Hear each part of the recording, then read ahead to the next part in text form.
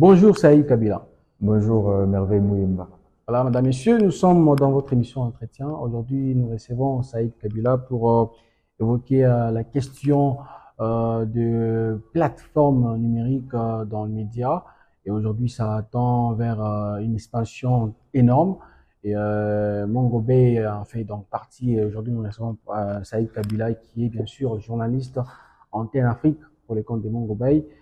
Saïd Kabila, vous pouvez nous en parler un peu en général, bien, on va dire brièvement des Mongobé. Alors Mongabé, c'est une organisation médiatique mondiale qui couvre l'environnement et les questions de conservation de la nature dans le monde entier et qui a 6 bureaux à travers le monde. Et moi, je suis journaliste pour les comptes du bureau Afrique. Et globalement ou brièvement, c'est ça Mongabé. Nous couvrons tout ce qui est en rapport avec l'environnement, la conservation de la nature, la santé, les food systems, donc la sécurité alimentaire, les changements climatiques, la résilience des agriculteurs et tout ce qui est en rapport avec cela. Donc, c'est vraiment un média axé sur l'environnement. Exactement, c'est environnemental et nature. Bien évidemment. Et aujourd'hui, vous venez donc de commencer chez Mongobé. Et il y a combien de temps que vous êtes en train de contact avec ces médias? Ou bien combien de temps vous travaillez déjà pour Mongobé? Alors, Mongabé, je travaille chez Mongabé depuis mars 2025. D'abord en tant que boursier, après avoir gagné la bourse pour le programme du journalisme environnemental en 2025. C'était à partir de mars. Après, je suis devenu contributeur.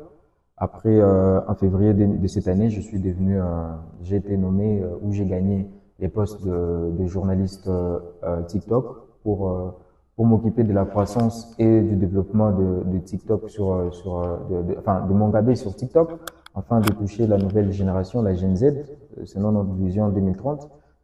Voilà, donc brièvement ou globalement, ce que je suis et ce que j'ai fait chez Mongabé depuis mars 2025. Donc, depuis mars 2025, maintenant, vous travaillez pour les comptes Mongabé et TikTok. Parlez-nous un peu de cette migration. Aujourd'hui, on sent que le média, c'est beaucoup plus dans les plateformes numériques. Et comment vous, à Mongabé, vous essayez de gagner du terrain par rapport à cette nouvelle dimension de médias?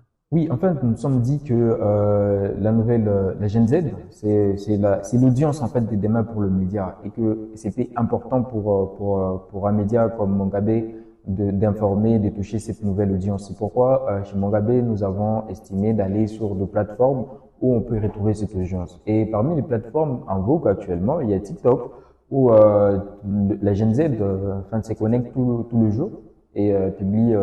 Alors, nous nous sommes dit que nous allons aller retrouver la Gen Z là-bas et leur donner l'information environnementale dont elles ont besoin.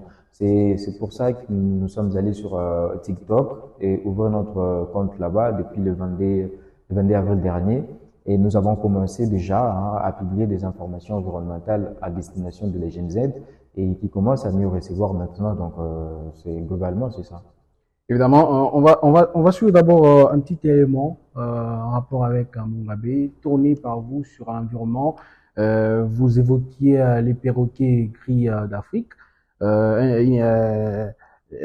ces perroquets qui tendent vers la disparition, et avec les concours de Mongabé aussi son apport dans l'environnement. Aujourd'hui, on sent que les gens peuvent avoir des instructions par rapport à ça. On suit l'élément et on revient pour en parler. Ils peuvent vivre jusqu'à 80 ans et ils comptent parmi les animaux les plus intelligents de la planète. À l'état sauvage, on les trouve surtout au Gabon, au Cameroun et en République démocratique du Congo. Voici les perroquets gris d'Afrique. Non seulement il chante, mais il parle aussi. Donc c'est un oiseau intelligent. Victime du trafic illégal depuis plus de 40 ans, il est aujourd'hui en danger sur la liste de l'Union internationale pour la conservation de la nature. La ville de Kisangani, dans le nord de la RDC, constitue l'une des passerelles de son braconnage en Afrique centrale. Nous avons estimé plus de centaines de milliers d'oiseaux ont été trafiqués à travers l'aéroport international de Bangoka. Entre 2017 et 2022, plus de 68 000 perroquets auraient été transférés de Kisangani vers Kinshasa principal point de sortie vers les marchés internationaux, asiatiques, américains ou européens. Ils sont parfois interceptés par les autorités, puis confiés à des centres spécialisés, gérés conjointement par l'ICCN et la Fondation environnementale Lukuru. Chimène, 22 ans, formée en conservation de la nature, a grandi au sein de la communauté des Lokele, où les perroquets gris sont considérés comme des êtres humains. Aujourd'hui, elle œuvre pour la survie de cette espèce. D'abord, ces perroquets, quand ils nous emmènent ici, ils ont des plumes coupées. Vraiment, ils arrivent ici dans de mauvaises conditions. C'est une espèce d'oiseau qui est très important aussi dans la nature. Il contribue aussi à la dispersion des graines dans la forêt. C'est pourquoi on lutte vraiment pour que ça ne puisse pas disparaître. Sur les réseaux sociaux, des vidéos virales sont souvent partagées par des influenceurs, montrent des perroquets gris chantants ou parlant.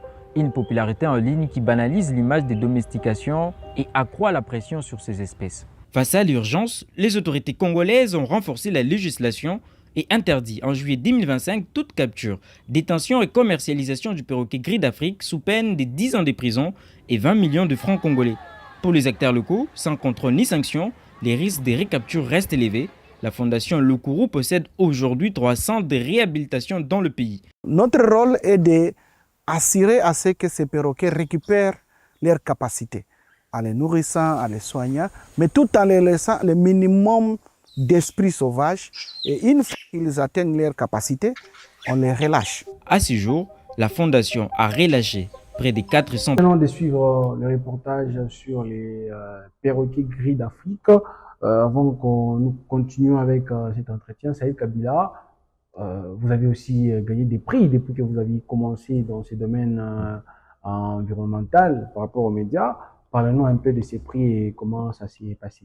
Alors, récemment, c'était le 26 mars 2026, donc de cette année, j'ai gagné les prix santé, les premiers prix santé pour décernés par les réseaux des journalistes en Afrique francophone, dans la RGSAF. Alors, ces prix m'a été décerné à la suite de mon reportage sur la pollution des cours d'eau, la pollution minière des poissons dans la Lufira, dans le bassin de la Lufira, donc nous sommes là à Likasi, dans le Katanga ici. Donc voilà, on m'a donné ces prix parce que c'est un prix, c'est un reportage qui a mis à nu toutes les conséquences sur la santé liées à la pollution minière dans le bassin à la pollution minière dans le Katanga en général. Donc c'est un prix qui récompense les journalistes qui œuvrent dans le domaine environnemental ici en Afrique. Oui, en tout cas, c'est des prix pour la santé et ça œuvre, ça pousse aussi les gens enfin les journalistes aussi à s'intéresser à ces questions de santé qui sont super importantes en Afrique. Et voilà, on m'a décerné ces prix parce que ces reportages aussi, cette enquête que j'ai réalisée dans le cadre du programme de bourse du journalisme environnemental chez Mongabé l'année passée, c'était une enquête qui a concilié qui a combiné plusieurs techniques pour pouvoir mettre à nu cette pollution minière de cours d'eau et en fait appeler à mettre un peu plus d'accent sur cette question problématique de la santé publique des populations. Avant peut-être d'évoquer cette question des perroquets gris d'Afrique, parlons d'abord toujours de cette dimension TikTok. C'est quoi les formats que vous publiez sur TikTok? Toujours format mini documentaire, grand reportage, ou ça se passe comment? Alors sur TikTok, on a chez Mongabé ce qu'on appelle des formats courts. Ce sont des courtes informations résumées en moins de 1 minute, donc en moins de 60 secondes. C'est ce que nous publions sur TikTok. C'est des formats, d'abord un format qui est vertical, donc des vidéos qui sont verticales. Et nous publions des informations qui sont courtes, ça veut dire que nous résumons nos longues enquêtes. Les gens qui ont l'habitude de lire Mongabé, ils savent que là-bas, il y a une rigueur scientifique avec laquelle nous traitons les informations, que ce soit nos enquêtes ou encore nos reportages. Donc, alors sur Mongabé, le but pour nous, c'est de simplifier toute cette rigueur scientifique à la Gen Z qui n'est pas trop accro à ce qui est scientifique ou à la façon dont nous donnons des informations sur notre site qui sont super, des articles qui sont très vérifiés et super longs. Et nous, sur TikTok, ce que moi j'ai fait, c'est de simplifier toute cette information-là, toutes les enquêtes, nos reportages, à moins de 60 secondes, à moins de 30 secondes, et que la personne a une information tout de suite essentiel, qui peut aussi l'amener à aller voir nos contenus longs sur nos autres plateformes, notamment YouTube ou encore sur notre site internet. Donc, Donc, globalement, c'est ce que je fais. on va dire, c'est un schéma qui renvoie parfois les Oui, abonnés de Mon Gobeil vers oui. YouTube et d'autres plateformes qui vous permettent d'avoir une sorte d'information un peu large. Oui, c'est un type d'information qu'on appelle 360. Ça veut dire, on a à la fois TikTok, on a à la fois YouTube, on a à la fois notre site internet. Donc, les gens ne vont pas se limiter à TikTok, bien que c'est sur TikTok où nous concentrons actuellement nos efforts, mais ils peuvent aussi aller voir nos longs articles sur notre site internet ou encore lire nos longues vidéos sur YouTube qui permettent de faire ça. Alors que sur TikTok, les contenus qui fonctionnent mieux, ce sont des shorts, donc des courtes informations ou des courtes vidéos. C'est ce que nous faisons actuellement. Il faut aller visiter notre compte TikTok pour voir ce que nous faisons. Et là, tout de suite, les personnes, les Gen Z, a une information qui est accrocheuse, une information qui lui ressemble déjà et qui rencontre déjà son centre d'intérêt. On parle d'un peu de tout, de l'environnement, on parle de la santé avec Ebola, on parle du braconnage avec les perroquets gris, on parle de mines, de la pollution minière et de tout ce qui s'ensuit. Donc voilà, c'est une diversité de sujets que tout le monde va retrouver là-bas. Et depuis avril, c'est quand vous avez commencé avec TikTok. Ça se passe comment, les résultats, vos attentes, est-ce que vous arrivez quand même à vous évaluer par rapport à comment vous attendiez sur TikTok? Oui, enfin, on s'entendait un peu de tout et puis on commence à récolter aussi un peu de tout. On a lancé notre TikTok le 22 avril à travers un webinaire sur comment informer sur TikTok. Et aujourd'hui, on a des bons chiffres. Hein, on a des bons chiffres et que la Gen Z aussi répond présent puisque elle est là, elle nous soutient, hein, elle s'abonne et elle suit nos contenus. On a énormément de vues qui sont trafiquées par des personnes enfin, qui viennent suivre nos contenus dans ce sens-là. Okay. Et bon, peut-être on peut oublier un instant Mongabe, on oublie tout ce qui va avec. Vous êtes professionnel de médias, formé bien sûr dans ces domaines. C'est quoi votre aperçu sur la croissance des médias sur le numérique? Alors, le numérique, c'est déjà, il faut savoir que toutes mes recherches scientifiques, je les ai orientées vers le numérique depuis l'université. Le numérique, ça offre énormément d'avantages aux nouveaux médias, comme Mongabe, par exemple, qui a décidé aujourd'hui d'aller sur le numérique. Ça offre énormément d'avantages à ces gens-là et aussi à ne pas restant de l'information, parce que sur le numérique, on donne l'information à tout le monde et ça touche toutes les couches de la société, à toutes les personnes qui se connectent, ont une information directement. Donc, le numérique offre aussi cet avantage d'instantanéité. Par exemple, quand on va sur le TikTok de Mongabe, le public découvre aussi ce que nous faisons en coulisses. Mais un problème là-bas, c'est tout le monde qui informe. Oui, tout le monde informe. Et les professionnels doivent se démarquer. Question de barrer la route à ce qui désinforme. Exact. Il faut savoir que professionnel sur les médias sociaux reste tout de même un professionnel. Un journaliste sur les réseaux sociaux n'est pas un influenceur. Voilà la différence qu'il faut faire là. Alors que les influenceurs courent vers le buzz, un journaliste court vers une information qui est vérifiée et qui est véridique. C'est ce que nous faisons avec Mongabe. C'est d'abord des informations qui sont collectées, qui sont traitées, qui sont vérifiées et puis qui sont diffusées avec toute la rigueur journalistique qui s'ensuit derrière. Donc voilà, il faut pas aller sur les médias sociaux parce qu'on est journaliste et puis dire n'importe quoi. Non, non, il faut rester journaliste avant d'aller sur les réseaux sociaux. Et même quand nous sommes là-bas, nous restons journalistes et traiter tout avec rigueur journalistique que ça demande. Et par rapport au piratage des contenus, le numérique, ça a aussi quand même renforcé ce domaine de piratage. Oui, il y a du piratage. Mongabe peut publier un reportage, je sais pas, un tel peut les prendre. Voilà, il y a un piratage. Oui, il y a le piratage, mais il faut savoir que il y a toute une équipe qui va suivre les personnes qui piratent nos contenus. On peut demander aux plateformes des restants de nos contenus qui sont piratés, qui ont été publiés sans notre accord ou sans nous demander nos autorisations. Il y a sur tous nos contenus que nous publions sur TikTok, par exemple, ou sur nos autres réseaux, il y a les logos de Mongabe. Donc, même si on le pirate, on le publie ailleurs, il y a toujours un logo de Mongabe qui sort. Mais ce que nous demandons à tout le monde, c'est qu'avant de prendre nos contenus, il faut nous écrire au préalable. Et puis, on va vous donner les droits d'utiliser. Voilà. Évidemment. On a évoqué ici votre reportage sur les perroquets gris d'Afrique. Vous pouvez nous en parler un peu en détail. Ça a été tourné où et tout ce qui va avec, parce que le public a suivi via cette émission ces beaux reportages. Parlez-nous un peu de ce qu'a été le tournage, tous les aléas autour de ces reportages. Alors, le reportage de Perroquet Gris m'a amené à Kisangani. Nous sommes dans la province de la Chopo, un peu plus au nord de la RDC. Et là-bas, je suis allé rencontrer la fondation environnementale Le Kourou, qui œuvre pour la protection de ces perroquets gris qui sont aujourd'hui l'une des espèces les plus braconnées en République démocratique du Congo. Et voilà, je suis allé là-bas pour mettre en lumière les efforts de cette organisation qui lutte pour protéger ces perroquets gris. Il faut savoir que Kisangani, c'est la plaque tournante du trafic de perroquets gris en RDC. On estime plus de 5000 perroquets qui sont trafiqués là-bas annuellement. Donc, cela renvoie au déclin des perroquets gris, qui sont quand même l'une des espèces les plus importantes pour la protection notamment des forêts, la forêt équatoriale du Congo, enfin dans le bassin du Congo, et aussi les perroquets gris sont utilisés dans beaucoup dans nos coutumes, notamment leurs plumes. C'est un animal qui est super important pour la culture congolaise et les voir disparaître au jour, ça alerte un peu. C'est pourquoi nous sommes allés montrer comment on peut protéger ces perroquets gris et pourquoi il est important de mettre fin au trafic de ces espèces menacées. Évidemment, donc ça c'est des précisions sur ces perroquets gris d'Afrique. Moi j'ai cette envie là de savoir la tournabilité. Vous avez effectué votre déplacement vers Kisangani.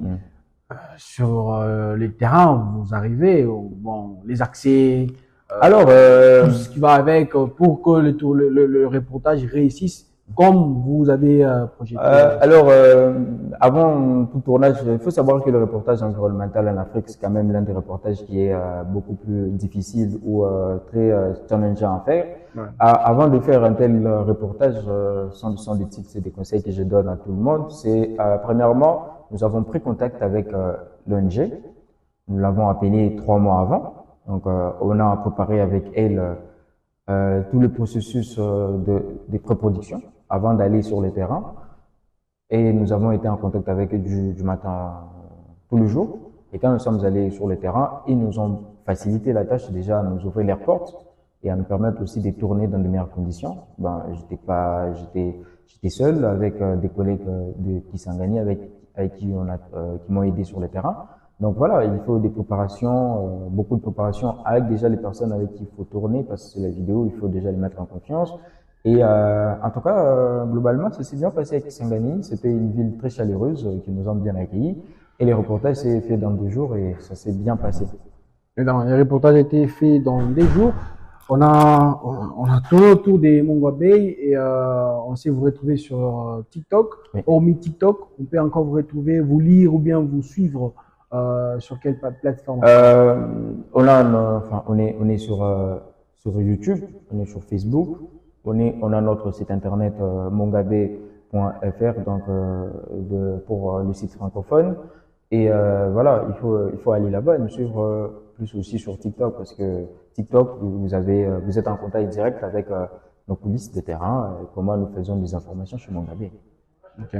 Et peut-être une dernière question avant de finir. Vous êtes responsable TikTok Antenne Afrique Mongabe et vous êtes seul ou bien vous avez une équipe derrière vous? En fait, c'est une équipe, c'est une grande équipe. Sur Mongabe, nous avons, il y a l'équipe de multimédia, donc je suis responsable des visages de TikTok, mais je travaille aussi en permanence avec ma superviseure ou ma chef, Juliette Chapalin. Il y a ma collègue Julia. Il y a Julia et puis il y a Jenna Luzin. Donc voilà, nous sommes une équipe nous sommes une grande équipe. Il faut aussi associer les staff writers. Mais après, nous sommes une grande équipe. Je suis pas seul. Derrière moi, il y a toute cette équipe. Il y a les avis éditoriaux qu'il faut prendre en compte tous les jours. Et voilà, on avance. Évidemment, donc c'était Saïd Kabila dans l'entretien. Merci beaucoup d'être passé chez nous pour avoir un aperçu bien évidemment large sur Mongabe, aussi sur l'expansion des médias sur le numérique. Peut-être un dernier mot et on va clore d'entretien. Un dernier mot, c'est qu'il faut aller nous suivre sur TikTok. Je crois que ça s'affiche déjà sur vos écrans. C'est ça notre compte, Mongabé Afrique, sur TikTok. Et vous allez voir déjà mes vidéos là-bas et voir un peu tout ce que nous faisons. C'est important de s'abonner là-bas et de suivre des informations environnementales qui viennent fraîchement des terrains. Donc, allez-y et n'hésitez pas à vous abonner. Merci. Voilà. Saïd Kabila, merci beaucoup. Merci.